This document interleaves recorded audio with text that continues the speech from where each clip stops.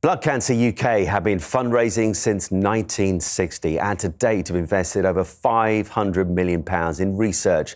And while that has led to breakthroughs in treatment, there is still some way to go, as blood cancer still sadly claims 15,000 lives a year. I'm joined now by Blood Cancer UK's CEO, Gemma Peters. Gemma, welcome. Firstly, let's go right back to basics. What exactly is blood cancer? Blood cancer is lots of different types of cancers. People often know leukemia as a type of blood cancer. They might not know lymphoma or myeloma, and there are others as well. And they're all, what they've got in common is that when something goes wrong in your blood cells or your immune cells and they become cancerous. So that's what blood cancer is. And Gemma, when we think of other cancers like breast cancer or prostate cancer in men in recent years, there's been a vast change in awareness around those types of cancer. And that's a really, really good thing. But when it comes to blood cancer, why is there so much less awareness? It's such a good question. You would think the third biggest cancer killer in the country, it's the fifth most common cancer in the country, and yet awareness is really frighteningly low. Like half of adults in the UK can't name a single blood cancer symptom.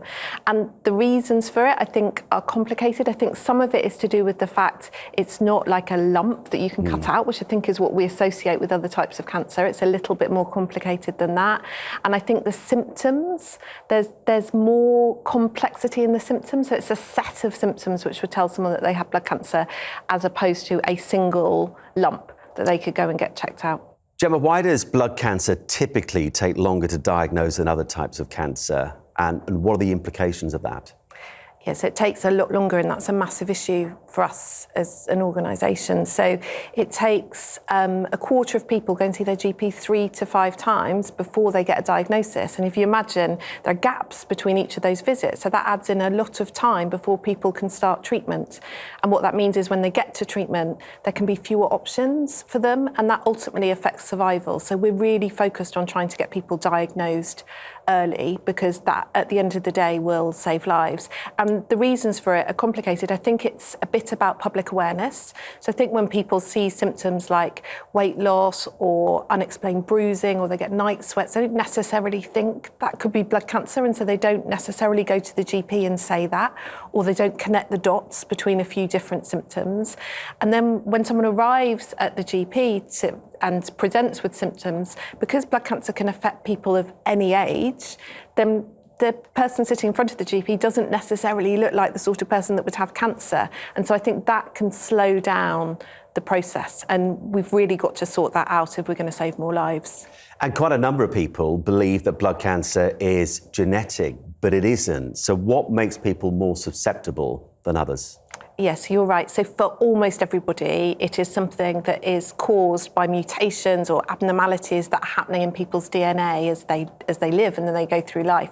And there's nothing in your lifestyle that you could do about it, and it's not something that you're going to pass on. So that's really important that people understand that. And Gemma, a huge part of Blood Cancer UK is the fundraising for research. In terms of success stories, what have been the biggest? And what are you most excited about future-wise?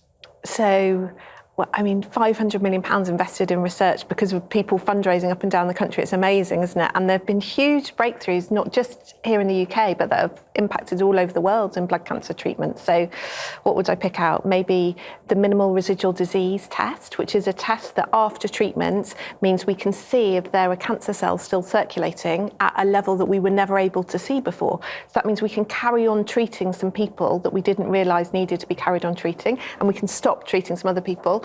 And the result of that is lives saved across all sorts of different blood cancers now, and it's used all over the world. So that is definitely one I'd pick out. And future-wise, what are you most excited by? This is such an exciting time in blood cancer research. I mean, there's so much hope on the horizon. So like even 5 years ago, the idea of prevention in blood cancer is something I would never have talked about because it just felt so far away. And yet now we know there are changes that are happening in our cells maybe 10 years before a blood cancer develops that we might be able to target a test for or screen for and pick up. And then for the first time, we'll be able to talk about preventing blood cancer so no one ever got it, which is completely an amazing thing to think about. Exciting times ahead. Gemma Peters, thank you for your time today. Thank you.